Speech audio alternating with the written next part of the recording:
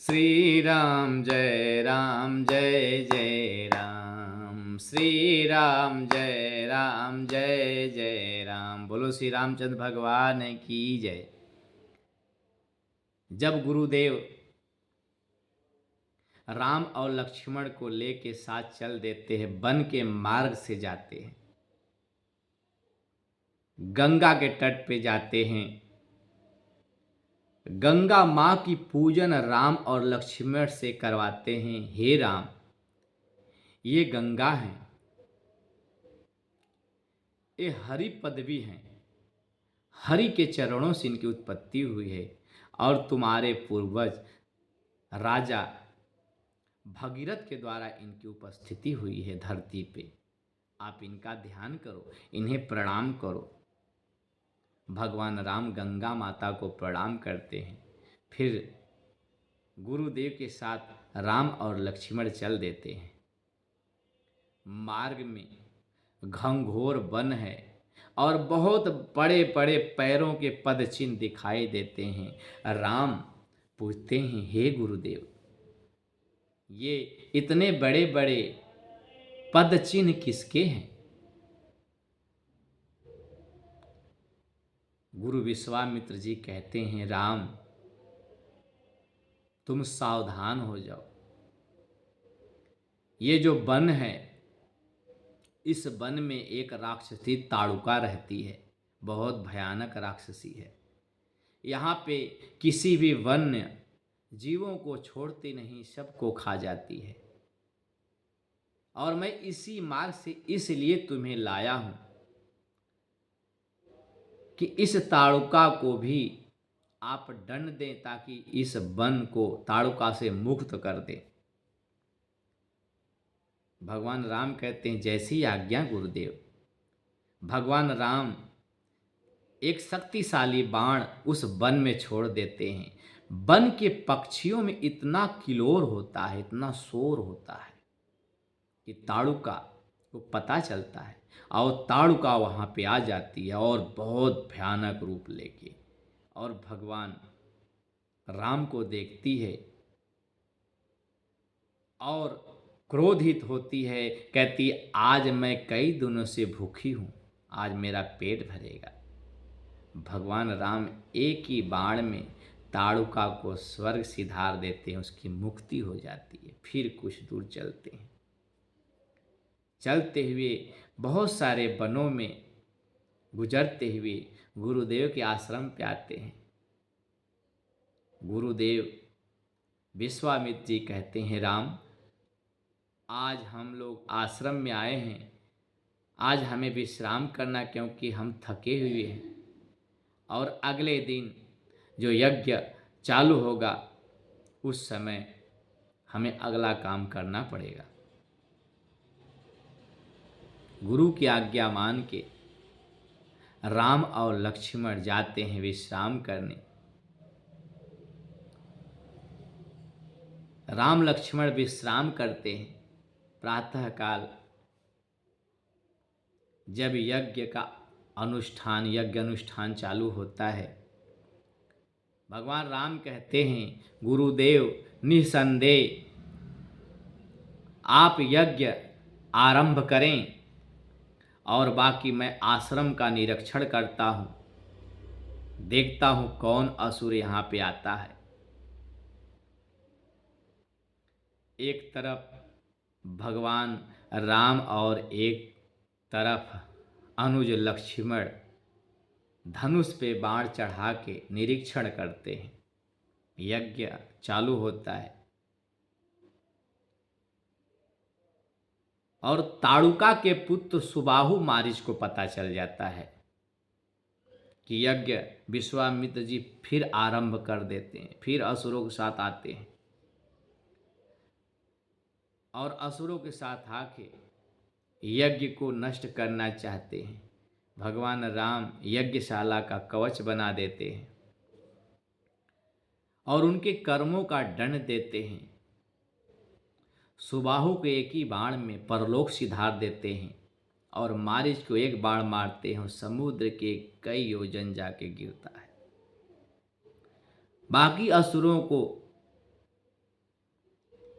अग्नि बाण के द्वारा नष्ट कर देते हैं। गुरु विश्वामित्र जी प्रसन्न होते हैं, कहते राम, आज मैं तुम्हें अपना अमोघ अस्त्र प्रदान करता हूँ। गुरुदेव के द्वारा अमोघ अस्त्र की प्राप्ति होती है श्री राम जी को। श्री राम जी गुरु के चरणों में नतमस्तक होते हैं। गुरु विश्वामित्र जी उन्हें धर्म का ज्ञान देते हैं, धर्म की शिक्षा देते हैं, राजनीति की शिक्षा देते हैं, क्योंकि संतों के पास कुछ न कुछ तो मिलता ही है। अगर संत के पास बैठने का, सत्संग करने का सौभाग्य बड़ा कम मिलता है। आप इधर उधर की बातें करते हैं, अगर किसी संत के पास बैठें, किसी सज्जन पुरुष के पास बैठे, वहाँ आपको धर्म का ज्ञान मिलेगा। इसलिए सत्संग करना बहुत जरूरी है। और श्री राम जी गुरु विश्वामित्र जी के साथ बैठते, उनके चरणों को दबाते हैं राम और लक्ष्मण जी, और उनसे धर्म का ज्ञान सीखते हैं।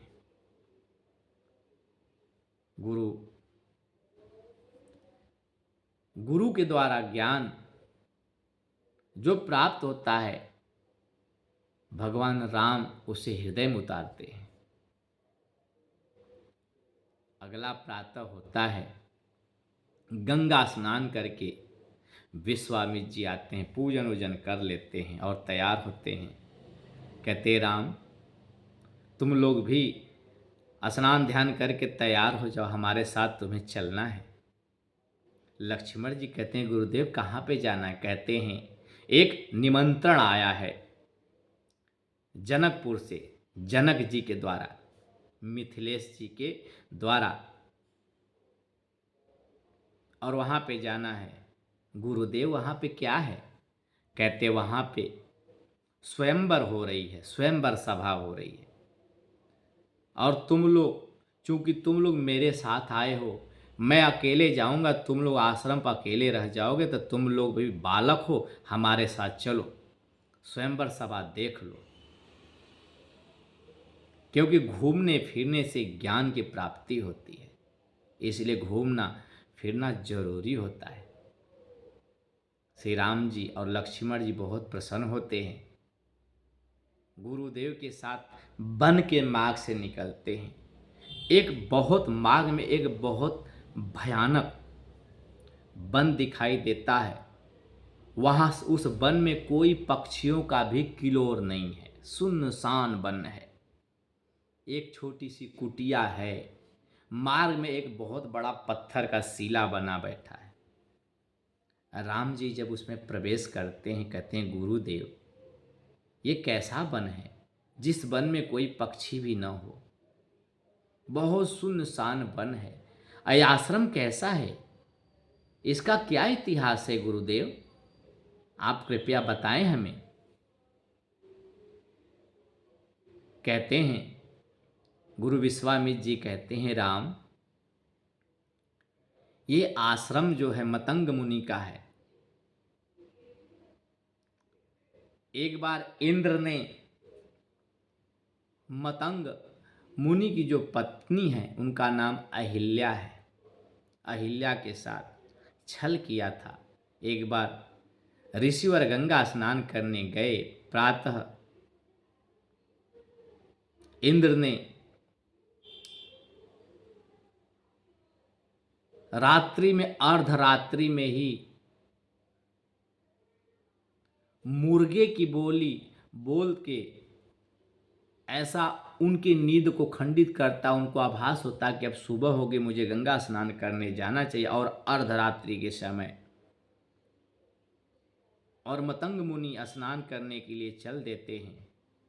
उनके जाने के बाद उन्हीं का रूप बदल के इंद्र आता है और उनकी धर्म पत्नी के साथ दुर्व्यवहार करता है। और जब चलता है, और जब ऋषिवर वहाँ गंगा स्नान, उनको आभास होता अभी तो अर्धरात्रि है, वो आते आश्रम पे, वो समझ जाते कि मेरे साथ छल हुआ। तब तक देखते हैं कि उन्हीं का जैसा पुरुष उनके कुटिया से बाहर निकल रहा है, वो समझ जाते, अपने दिव्य तेज से पहचान जाते हैं कि इंद्र है। इंद्र डर बस वहाँ से भाग जाता है। गुरुदेव क्रोधित होते हैं और अपनी पत्नी को श्राप देते थे, अरे उल्टा तुझे, तू मेरे साथ छल की तुझे पता नहीं, जा मैं तुझे पत्थर बना देता हूँ, श्राप दे देते हैं। और वो जो पत्थर की शिला है यही अहिल्या है। राम, ये तुम्हारे पथरज से मुक्त हो जाएगी, पैरों की धूली इसके ऊपर अपना पैर रख दो। गुरु की आज्ञा के द्वारा राम जब वहीं उस शिला पे पैर टच करते हैं ना, वो पत्थर की मूर्ति सुंदर स्त्री में परिवर्तित हो जाती हैं। राम के चरणों में नतमस्तक होती, प्रभु आपने मुझ पे कृपा की, मैं कई वर्षों से यहाँ पे पत्थर बनी हूँ। अहिल्या पत्थर की मूर्ति से मुक्त हो जाती है और मुक्त होने के बाद स्वर्ग को चली जाती है। राम अब जनक जी के नगर में पहुँचते हैं। जनक के राज में पहुँचते ही नर नारी ऐसे राम और लक्ष्मण की छवि को देखते हैं, कितने सुंदर छवि है। ये कहीं के राजकुमार लगते हैं, नहीं, कुछ स्त्रियां कहती राजकुमार नहीं है, ये लगता है स्वयं भगवान है। कुछ कहती नहीं भगवान नहीं है, ये कभी बाहर निकलते ही नहीं, इतने कोमल हैं फूलों की जैसी। इनकी जोड़ी कितनी मनोहर है। अपने बातें और राम लक्ष्मण चलते हुए देखते रहते हैं कि कैसी कैसी बात करते हैं। जनक जी को पता चल गया गुरु विश्वामित्र जी आ गए हैं। अपने साथ कुछ विप्रों को लेते हैं, ब्राह्मणों को लेते हैं और गुरु का स्वागत करने के लिए आते हैं। लेकिन गुरुदेव के साथ दो राजकुमार कहते हैं, उनका स्वागत करते हैं, कहते हैं हे गुरुदेव, ये कौन राजकुमार किसके हैं? कहते हैं हे जनक जी,